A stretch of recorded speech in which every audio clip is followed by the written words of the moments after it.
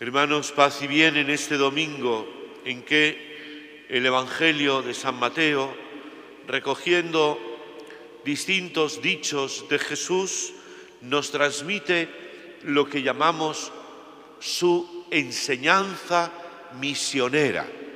La enseñanza misionera de Jesús a los discípulos, es decir, a nosotros. Todos nosotros somos misioneros. Y esta enseñanza de Jesús tiene una característica en este Evangelio. Es como un ritornello, como una repetición que se va en distintos momentos escuchando. No tengáis miedo, no tengáis miedo. Y ese no tener miedo es una característica de la Iglesia, de la misión, de los misioneros. Hay una palabra que se decía mucho hace unos años para hablar de ese no tener miedo, que es, no sé si la habéis escuchado, la palabra parresía. La parresía evangélica. ¿Qué significa eso de parresía? Pues parresía es una palabra griega que significa valentía, ser valiente. La valentía de anunciar el Evangelio. Hay que ser valiente, porque, bueno, podemos a veces acobardarnos. Y porque otra razón de esta valentía evangélica está en que la enseñanza de la Iglesia, el Evangelio, no es una doctrina, una enseñanza secreta, esotérica, para un grupo de unas personas iniciadas, y otros serían los profanos, los que no saben, los que no han crecido. No, eso no es el cristianismo. El cristianismo no es para una élite especial, gnósticos les llamamos también, gente que cree que tiene como una iluminación, una sabiduría que la gente normal no tiene. El cristianismo es público y notorio. Lo que os digo al oído, proclamadlo desde los terrados, abiertamente. La enseñanza, la acción, la evangelización es pública y notoria. Porque el cristianismo no es un asunto privado, subjetivo, individual, íntimo de la conciencia. Eso lo dice mucho ahora.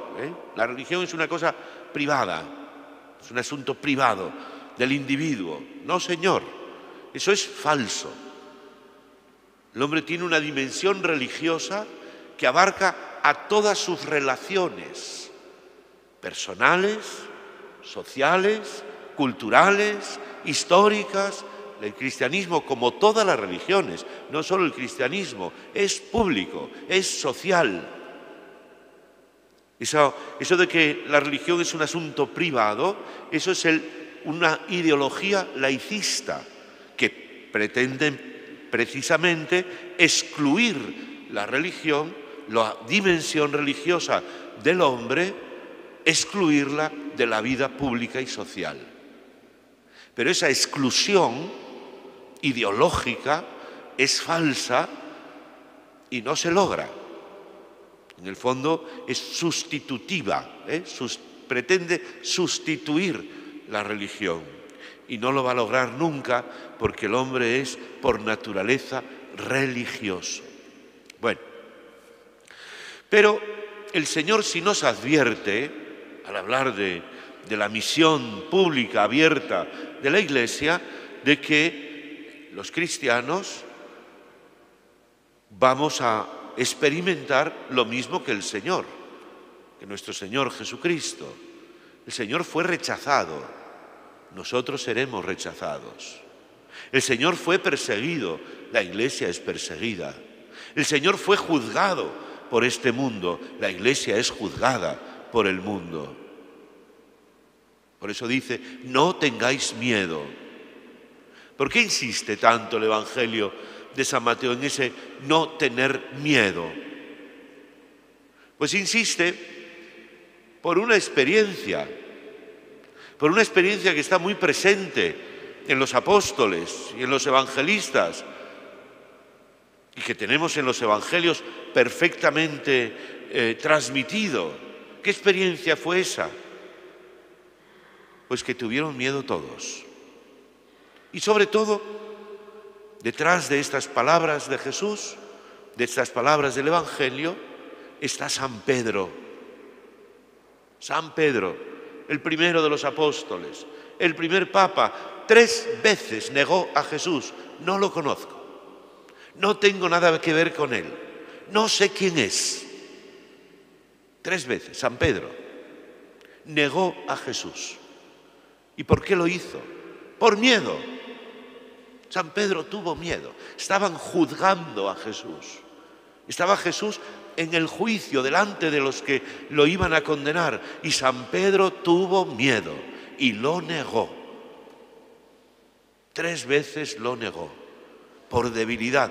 Pero no es que San Pedro fuese especialmente miedoso o especialmente débil. Todos somos miedosos. ¿Cuántas veces un cristiano, por miedo, por el qué dirán, cuando está en un grupo, en una situación adversa, que están hablando mal de la Iglesia o en contra del cristianismo, pues uno se calla por miedo, por respetos humanos,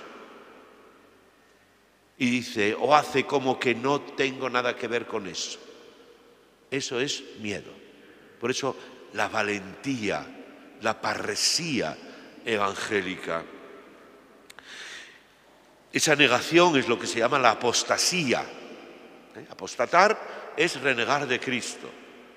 Pero no solamente hay una apostasía pública, también hay, se habla mucho en nuestros días, de la apostasía silenciosa de los cristianos. La apostasía silenciosa de la Iglesia, por cobardía y sobre todo porque como queremos ser aceptados, como queremos y nos parece que para ser cristiano hay que ser como todo el mundo, tener la mentalidad del mundo, los criterios del mundo, el comportamiento del mundo, ser como todos. Por eso hay esa apostasía silenciosa. Mirad, ahora mismo tenemos en la Iglesia europea un problema enorme, sobre todo en Alemania. En Alemania ahí se llama el Synodalische Weg, el camino sinodal, en el que se pretende que la Iglesia católica, cambie su doctrina, cambie su mensaje, cambie su moral, cambie sus criterios, que se haga actual, que se actualice a la sociedad, a los criterios, al comportamiento de la sociedad actual, pero con un precio.